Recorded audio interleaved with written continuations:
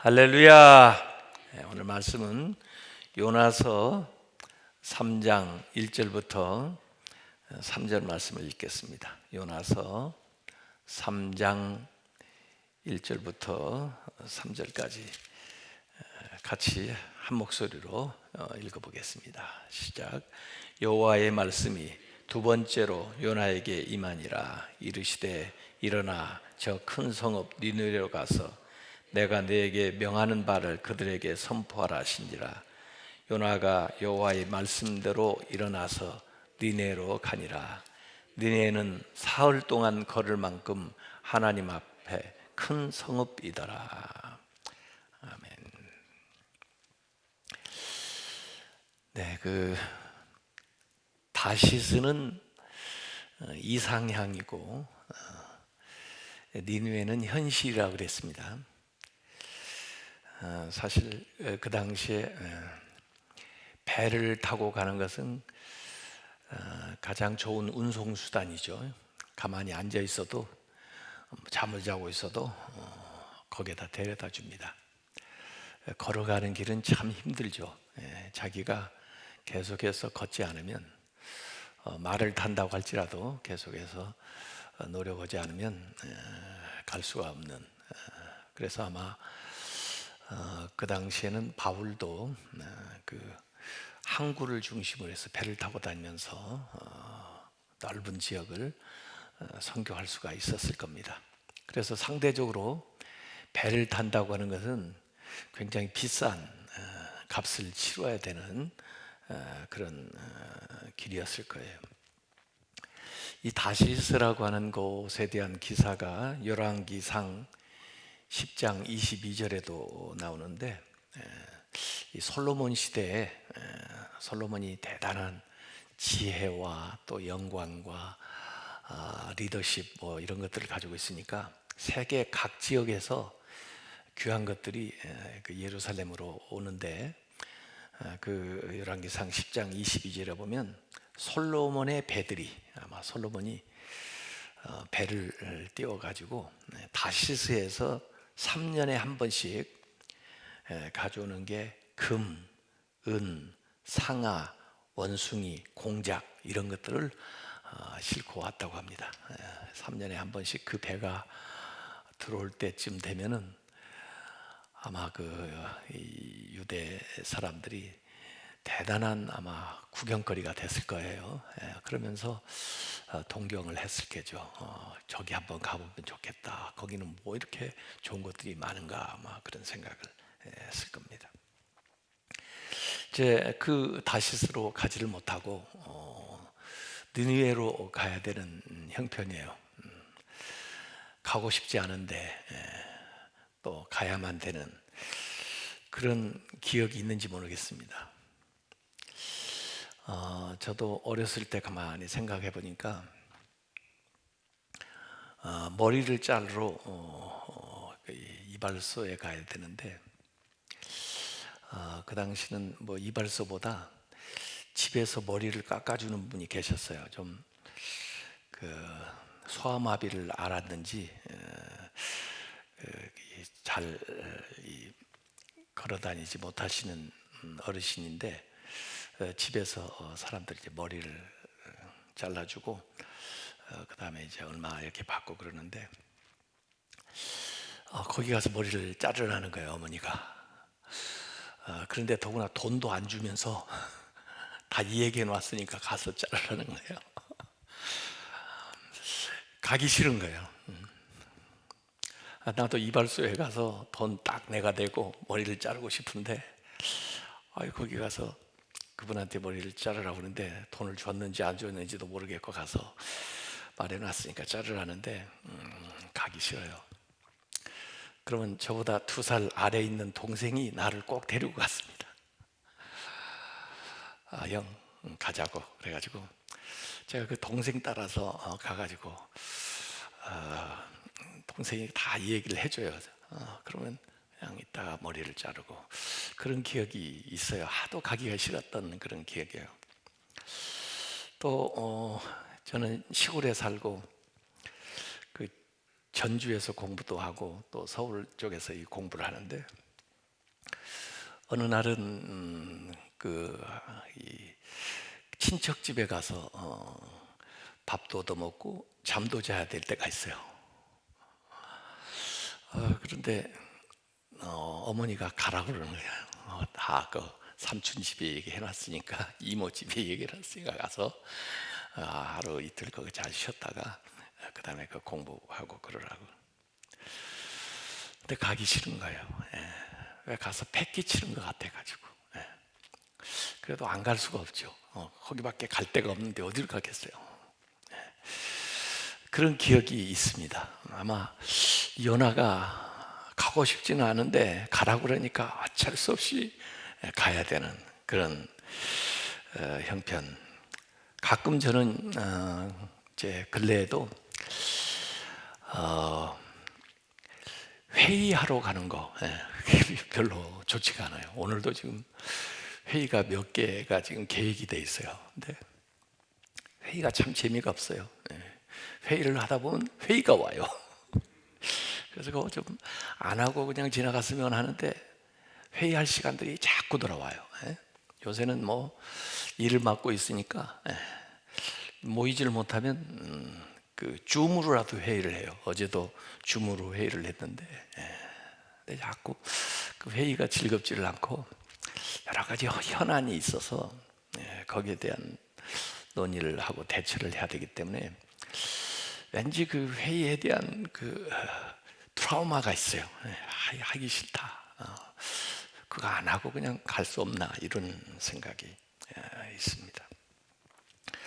이 지금 특세 이번에 참 감사한 것은 우리와 동역하는 교회들, 우리 동역자들이 아마 이 새벽 시간에는 못 들어오실지 몰라도 그 낮에 같이 참여를 하고 댓글들을 남기고 있어요. 그 동역자들이 여기 많이 들어와 있는데 얼마 전에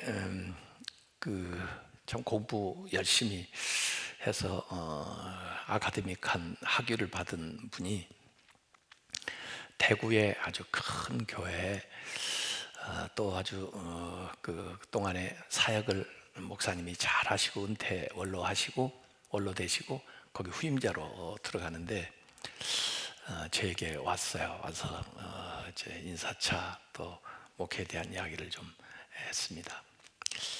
제가 그분에게 그랬어요.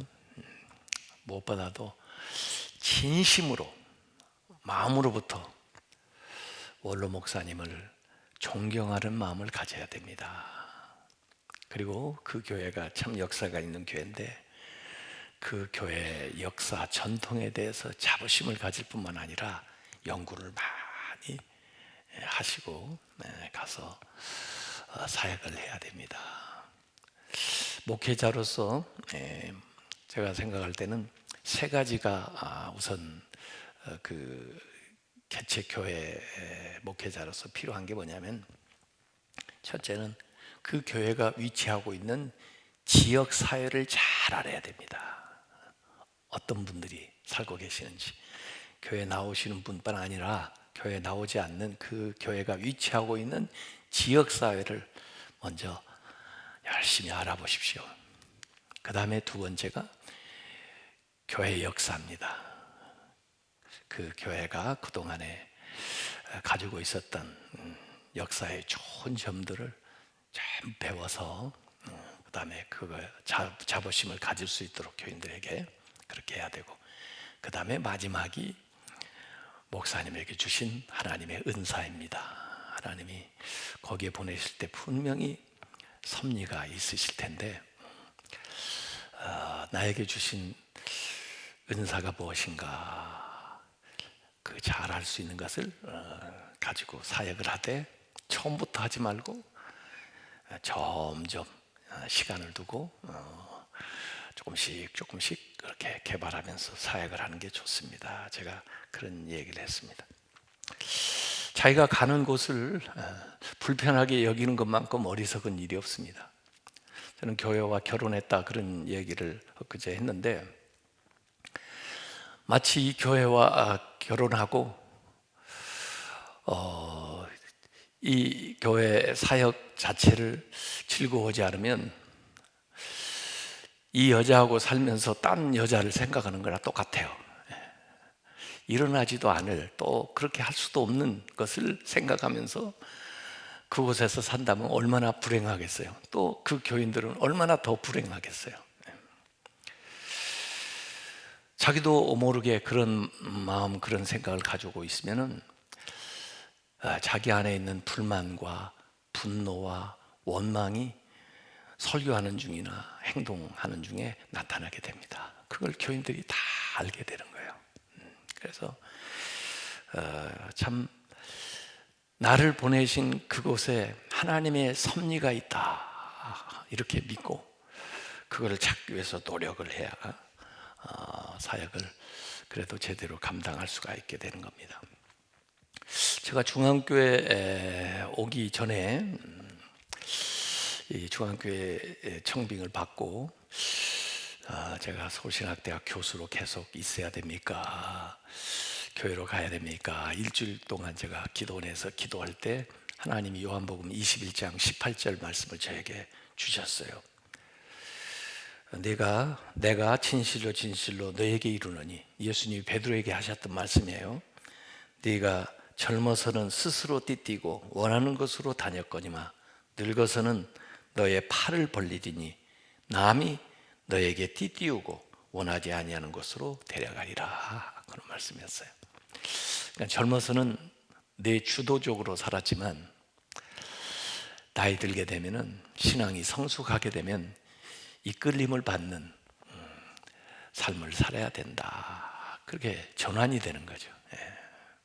그래서 저는 그 말씀이 중앙교회로 가라는 하나님의 부르심으로 알고 그날로 가서 총장한테 교수직 사표를 내고 그 다음에 보따리를 싸가지고 이리 왔습니다.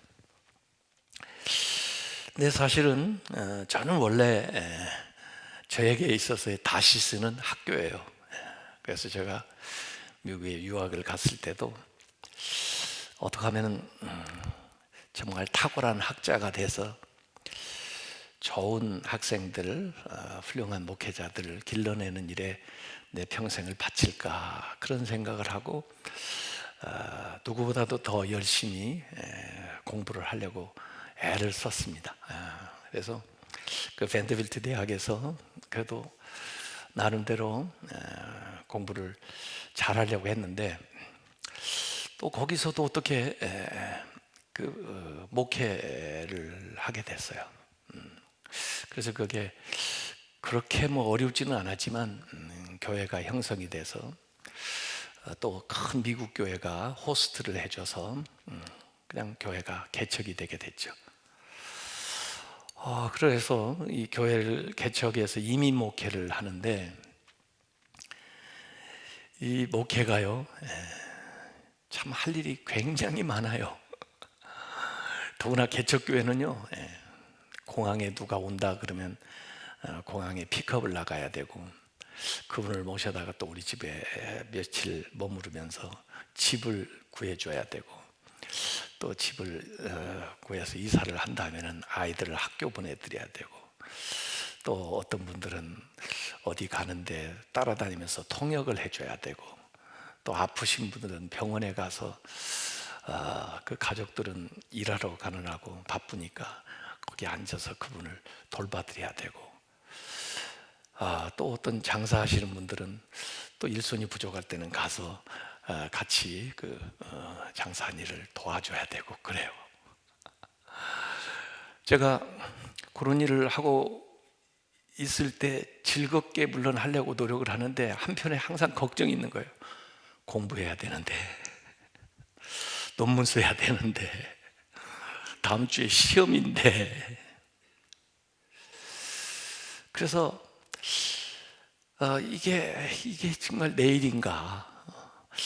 이게 내가 해야 될 일인가? 이게 과연 목회인가? 내가 목회하러 왔나? 이런 생각이 항상 떠나질 않았어요.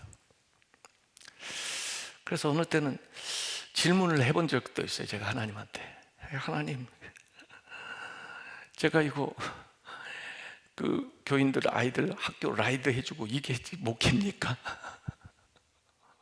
그랬더니 하나님이 응답하세요. 그게 목회다.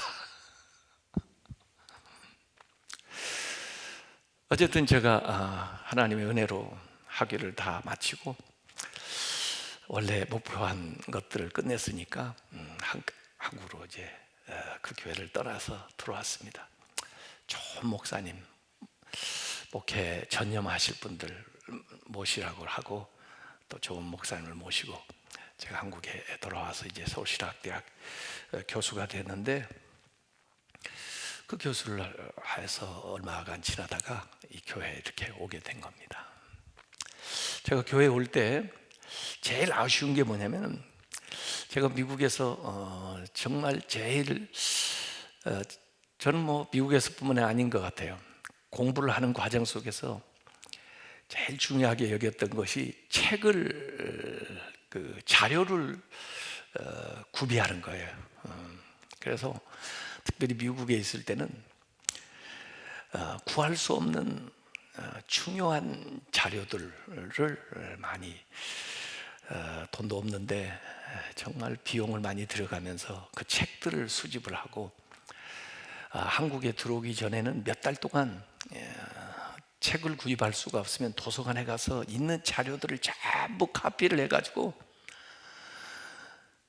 무엇보다도 소중하게 그 책 자료들을 가지고 한국에 들어왔습니다.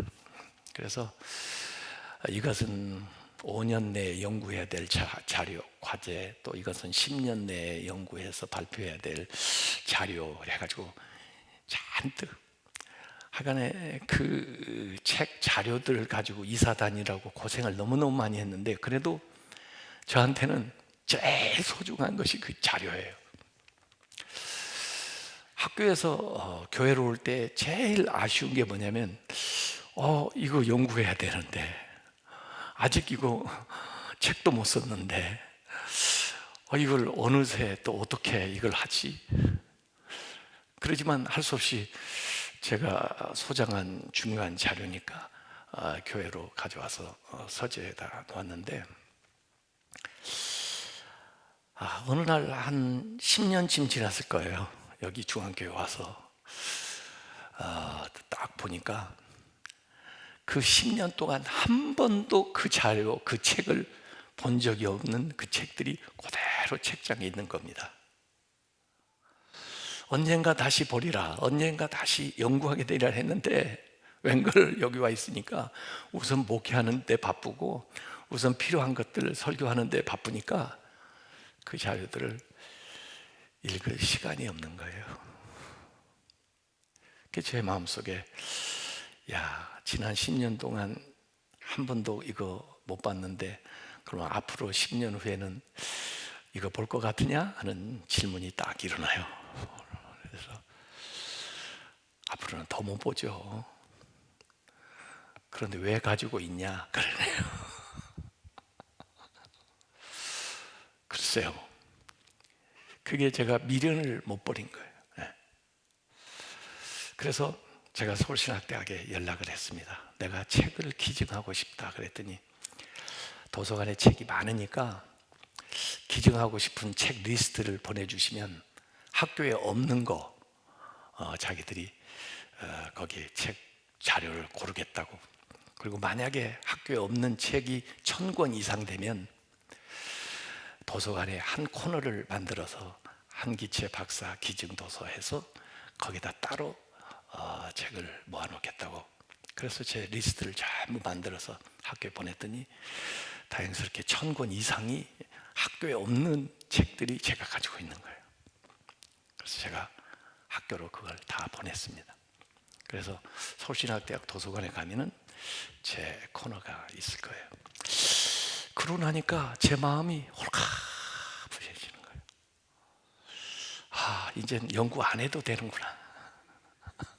한꺼번에 숙제를 다 끝내버린 거예요. 안 하고도 끝내버린 거예요. 제가 한동안 여기 중앙교회 왔을 때는 목사 로브에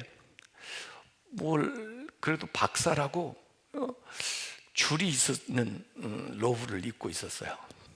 근데 어느 순간에 박사가 무슨 소용이냐, 목사면 됐지. 다 뜯어냈어요. 하여간에 우리 안에 뭔가 자기도 모르는 다시스가 있어요. 니느웨에 살면서도 다시스를 항상 생각하면서 사는 거예요. 내가 하는 일은 사소해 보이고 별로 중요하지 않은 것 같고 덜 영적인 것처럼 보이는 거예요. 그래서 더 큰 일이 없나, 더 중요한 일이 없나, 더 영적인 일이 없나, 그런 것들을 자꾸 생각하는 겁니다. 목회는 우리의 삶은 현실입니다. 그 니느웨에서 땅을 디디고 살아가는 거예요. 예수님의 제자 베드로, 요한, 야고보도 변화산에서 너무 놀라운 체험을 하게 되니까 주님 그냥 여기서 사시죠. 여기 있고 싶어요. 그래요. 아마 그들의 다시스죠, 거기가. 근데 아니다. 내려가야 된다. 니느웨로 내려가야 된다는 거예요. 이 니느웨에는 해야 될 일이 명확하고 또 같이 살고 싶지 않은 사람도 있을지 모르지만 그곳이 바로 하나님이 그를 부르신 장소예요.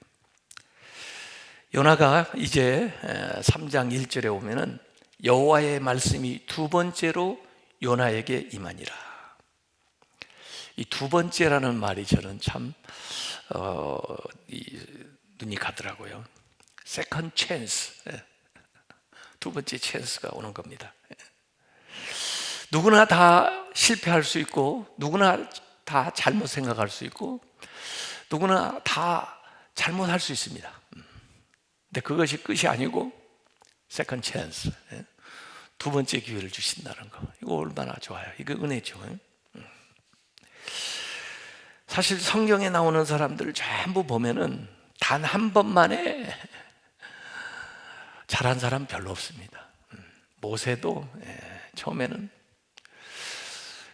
뭔가 해보려다가 사람을 때려 죽이고 도망자 신세가 돼서 그러고는 40년을 그냥 묻혀 지내는, 엘리야 같은 사람도 잘한 적도 있지만 실패한 적도 있고, 다윗 같은 사람도 잘한 것도 있지만 잘못한 것도 많고, 베드로도 바울도 하나님이 그들에게 세컨드 찬스를 주지 않았다면 만회할 기회도 없었고 인생을 의미 있게 다시 살아갈 수 있는 그런 시간도 갖지를 못했을 거예요.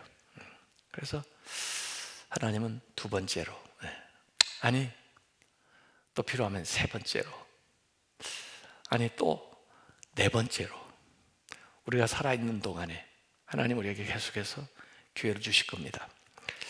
근래에 제가 읽었다는 책, 데이비드 브룩스가 쓴 두 번째 산이라는 책에 보면은 대개 사람들은 첫 번째 산을 오르죠.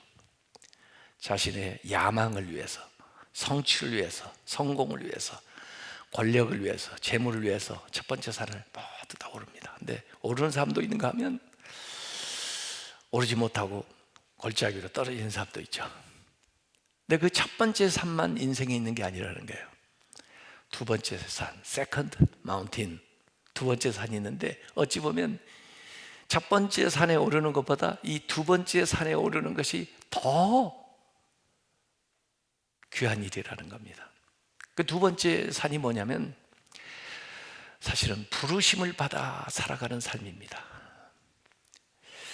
이것은 소명을 따라 사는 삶이에요. 이것은 의미를 따라 살아가는 거예요. 이러한 삶은 뭔가 남한테 나눠주고 또 남을 섬기고 남에게 도움이 되고 이런 보람 있는 삶을 살도록 원래 하나님이 우리를 부르셨는데 우리는 그 두 번째 산을 잃어버리고 첫 번째 산에만 매여가지고 인생을 살아간다는 것입니다. 그래서 가능한 한 빨리 깨달아야 되는 거죠. 첫 번째 산만 있는 게 아니구나. 두 번째 산을 오래야 되는구나. 내가 올라야 할 산은 두 번째 산이구나. 그래서 소명에 대해서 생각하고 그 소명을 자신의 사명으로 알고 뭔가 더 의미 있는 삶을 살아가도록 노력하는 것, 그것이 사실은 두 번째 우리를 부르시는 겁니다. 하나님이.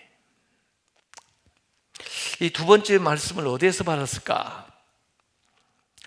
원래 이 요나는요, 갈릴리 근방에 살던 사람이에요. 갈릴리 근방에. 그 사람이 다시스로 가기 위해서 예루살렘 넘어가지고 저쪽 요바까지 항구로 내려가서 배를 탔다가 가지를 못했죠. 그러고 나서는 어디로 돌아왔을까? 예루살렘 성전으로 돌아왔을 것 같아요. 왜냐하면 주의 성전을 바라보겠나이다, 또 주의 성전에서 감사제와 서원을 드린다 이렇게 했으니까 아마 예루살렘에 들어와서 얼마간 시간을 보내다가 두 번째 이제 이 부름을 들었을 겁니다. 그래서 이제 다시 처음부터 시작을 하게 되는 거죠. 자, 3장 2절에 하나님의 말씀이 들립니다. 일어나. 거기 그냥 머무르고 있지만 말고, 앉아있고 이렇게 거기서만 살지 말고 일어나. 저 큰 성읍 느느웨로 가서 내가 너에게 명한 바를 그들에게 선포하라.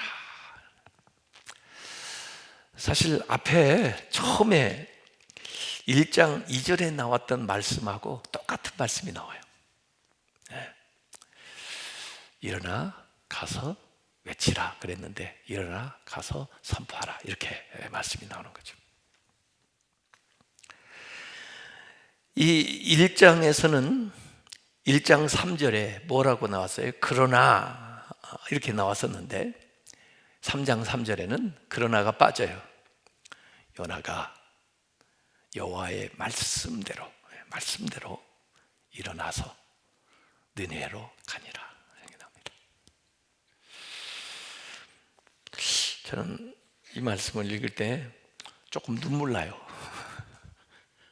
하나님 아직도 안 잊어버리시고 왜 꼭 하필이면 저를 꼭 보내야 됩니까? 그래서 아마 울면서 일어나서 갔을 것 같아요. 제가 볼 때는. 하나님의 말씀을 어떻게 받아들이냐에 따라서 인생이 달라집니다. 사실 이때부터 이제 요나의 삶은 다르게 펼쳐져요. 사실 이때 가는 것은 기쁘게 즐겁게 열정을 가지고 사랑을 가지고 사명감에 달려간 것은 아닐 거예요. 떠밀려서 가는 건데, 가면서도 일말에 요나가 그런 생각을 했을지도 몰라요. 내가 할 수 없이 가기는 간다마는 그래도 나는 너희들 믿는다. 너희들 못된 놈들, 내가 가서 얘기를 해도 회개 안 하겠지. 그러나 나는 하나님이 전하는 얘기는 하겠지만은 너희들은 절대로 변화가 안 될 놈들이야. 그들의 나쁜 인간성에 희망을 걸고 제발 좀 회개 좀 하지 마라 그러고 갔을 거예요. 그 니느웨 성에 대한 이야기가 거기에 나옵니다. 니느웨는 사흘 동안, 3일 동안 걸어 다녀야 할 만큼 큰, 그 요나서 4장 마지막에 보면 12만 명이 살고 있는 큰 성읍이라고 그랬어요. 12만 명 그 당시에. 옛날에 우리 서울이 얼마나 컸을까요? 서울 한양 도성이 그때 그걸 가름해 보려면 동대문, 서대문, 남대문, 요새도 그 흔적이 있으니까 거기를 한 바퀴 이렇게 돌아보면 알겠죠.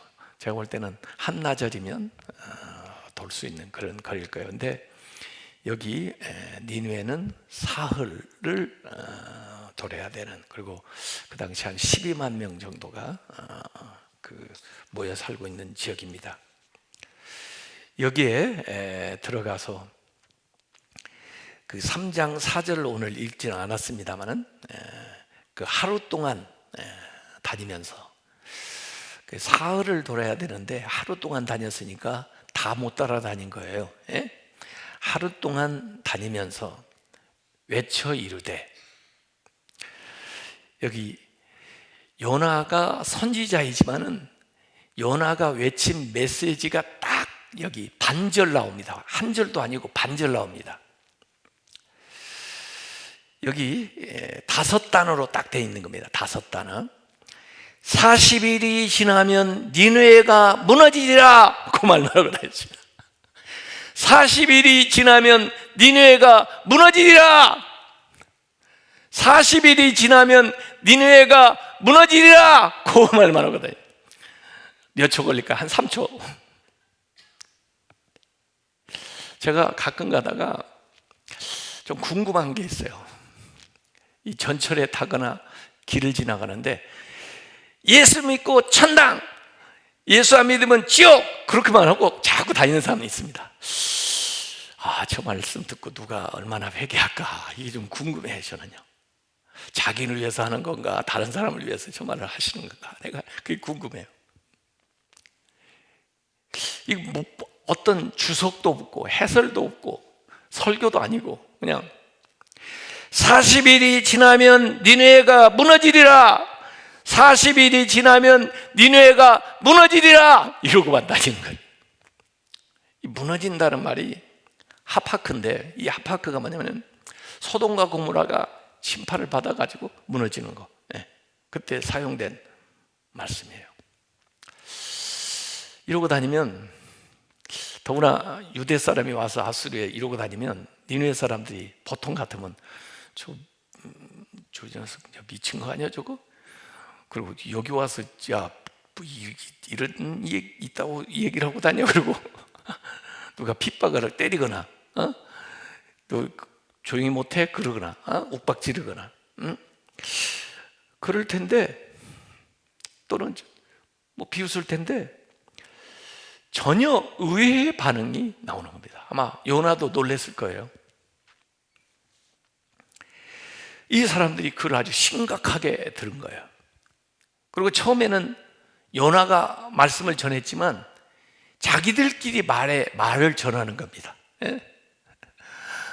하룻길 다니면서 얘기했는데 도성 전체에 이 말이 다 번진 거예요. 더구나 왕에게까지, 왕궁의 왕에게까지 이 말이 들리게 된 겁니다. 그래서 뭐 남녀노소, 노인, 아이 할 거 없이, 높은 사람, 낮은 사람 없이 모두 다 이 메시지를 듣게 된 거예요. 정말 이 하나님의 말씀을 전한다는 건 굉장히 신비스러운 일입니다. 저도 설교를 항상 하지만은 때로는 제가 한 설교를 제가 또 들어볼 때도 있는데, 제가 그 이야기를 들으면 좀 낯설게 들리는 거예요.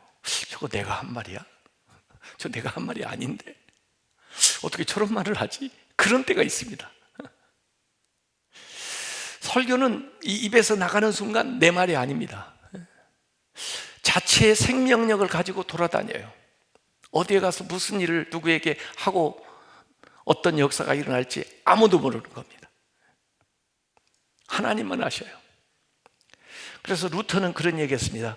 설교는 설교자의 일이 아니라 하나님의 일이다. 어떻게 사람이 말을 하면서 그게 하나님의 말씀이라고 그럽니까? 언제 그 말씀이 하나님의 말씀으로 들립니까?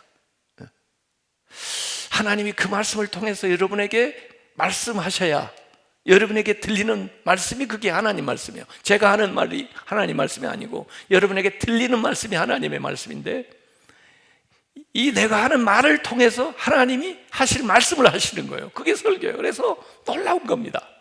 더구나 요사이는요, 이 설교가요, 여기에서만 맴돌질 않습니다. 인터넷을 타고 전 세계를 돌아다닙니다. 제가 가는 곳마다 어떤 사람들이 와서 이 얘기를 하는데요, 이정훈 교수라는 분이 대단하게 좀 유명해져서 그런지 그분이 하는 간증에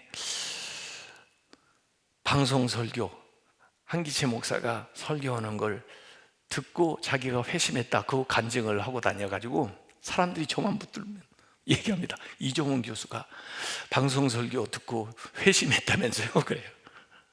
난 그분 잘 알지도 못했어요. 나중에 그 만났는데 그 얘기를 저한테 하더라고요. 저도 뭐 그렇게 해서 들었지만은 제가 한 일이 아닙니다. 하나님이 그때 아마 그 상황에서 그 모든 것들을 활용해서 역사하는 거예요. 참 사람들이 기적같이 의외로 생각하는 게 있습니다. 어떻게 니느웨가 그 악독한 나라, 세계 최대 강대국, 더구나 왕은 신적인 존재라고 생각을 했는데 그들이 이렇게 하게 하게 됐나? 그때 여러 가지 그 상황들이 맞아 떨어진 거예요. 그 얘기는 아마 내일 제가 해야 될지 모르겠습니다. 어쨌든 40일이 지나면 니느웨가 무너지리라 이렇게 계속 얘기해요. 이 40일이라는 생각을 한번 가만히 해보자고요. 왜 지금 당장이 아니고 40일이 지나면 니느웨가 무너지리라 그럽니까? 물론 뭐 40일이 노아의 홍수 40일, 모세가 시내산에 올라갔던 40일, 예수님 광야에서 40일 뭐 여러 가지 연상을 시키지만은 이 40일이라는 게 보면은 시한부인데 기회를 주고 있는 거예요. 40일이라는 시간이라는 유예 기간을 두고 있는 거예요. 그 유예 기간이 뭐냐면 grace period, 은혜의 기간이에요. 은혜의 기간.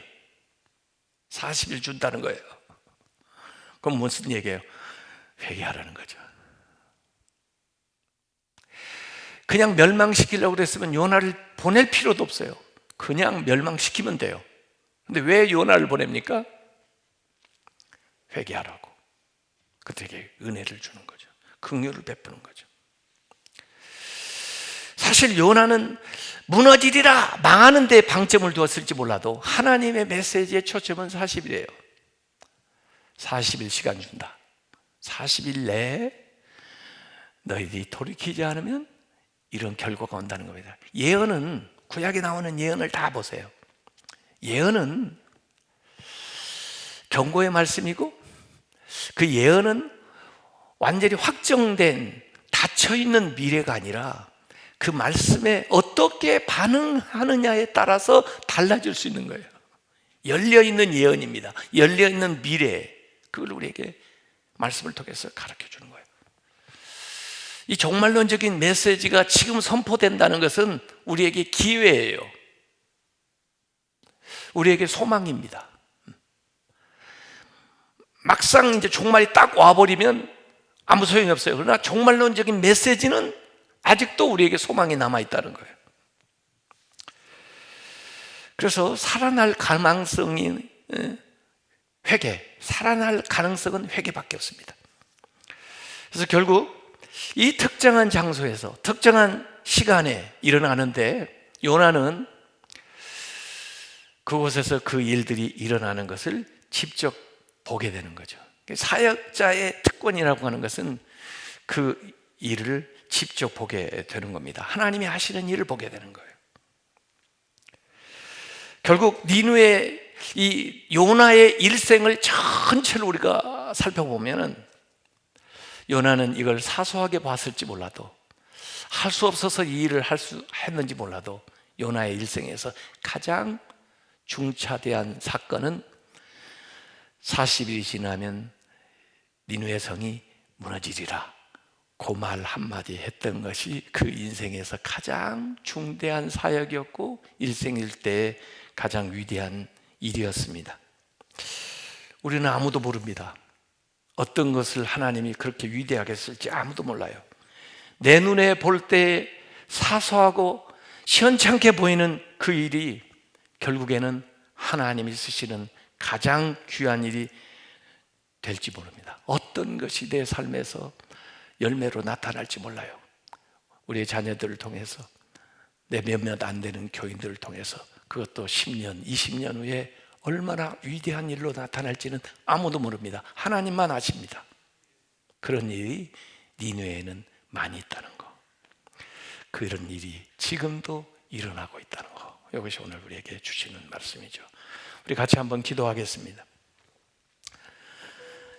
하나님 아버지께서 이 니느웨에 나를 보낸 뜻이 무엇인지를 한번 물어보시고, 내가 행하는 이 비록 작은 일들이라도 하나님이 이 일을 통해서 이루실 위대한 일들을 생각하면서 내가 이 작은 일이라 무시하고 소홀히 하지 않았는지, 하나님 그 일에 내 마음과 정성을 쏟아서 하나님 앞에 살아갈 수 있도록 인도해 주옵소서. 우리 주여 한번 부르고 기도하겠습니다. 주여, 하나님의 성령께서 이 시간 역사하셔서 우리의 마음을 감동시켜 주시고 이 니느웨로 보내신 하나님의 뜻을 생각하고 하나님의 뜻 안에서 사역하면서 하나님 영광 위에서 나아갈 수 있도록 하나님 도와주옵소서. 주의 성령이 각 사람에게 말씀하여 각 사람에게 하나님 성령으로 충만케 하시고 하나님의 영광을 위해 위대하게 살아가시고 주여 도와주옵소서. 하나님의 크신 은혜와 능력과 영광이 내 삶에 나타나시고 하나님 도와주옵소서. 주여, 주의 성령께서 하나님을 감사합니다. 하나님의 크신 역사와 능력과 이를 통해서 하시는 하나님의 위대한 하나님의 영광스러운 일들을 보아갈 수 있도록 하나님 역사하여 주옵소서. 각 사람에게 하나님 성령의 권능과 은혜와 완사를 주의 계시의 영을 부어주시고 하나님 져주셔서 하나님의 뜻 안에서 온전히 사역하면서 주님의 영광을 위해 살아갈 수 있도록 하나님 역사해 주옵소서. 하나님 주의 성령으로 주의 은총으로 하나님 함께 하나님의 그 신권능으로 하나님 함께 하셔서 우리 하나님의 은혜 안에서 사역하면서 오늘도 믿음으로 승리하며 나아갈 수 있도록 하나님께서 역사하여 주시옵소서.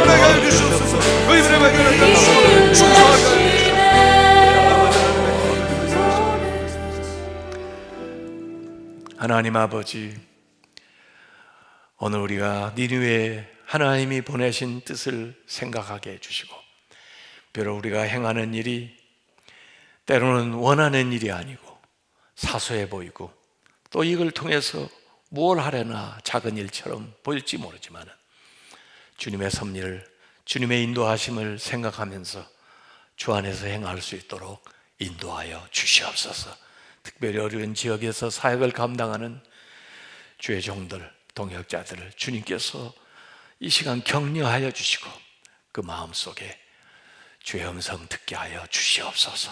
이제는 우리 주 예수 그리스도의 은혜와 하나님 아버지의 그 만극하신 사랑과 성령님의 감동 감화 역사하심이 이렇게 믿는 저희들에게 이제부터 영원히 함께 하시기를 간절히 축원하옵나이다. 아멘.